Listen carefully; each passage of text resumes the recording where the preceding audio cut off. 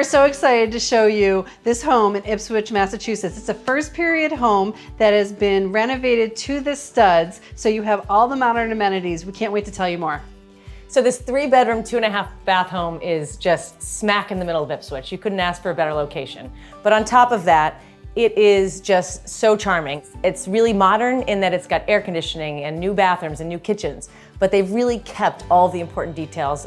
You've got these awesome beams that I just think are spectacular, but if you'll take a peek, the ceilings are so high, which doesn't happen in these old homes. When you walk through the house, you're gonna find a beautiful master suite with a walk-in closet and a spa-like bath, and then 2 really generous sized rooms with an additional bathroom. They're just so modern inside, but then you have all of these old details.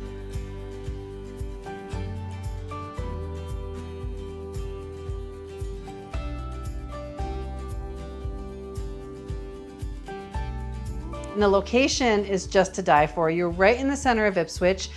You can walk to beautiful cafes, shops, breweries.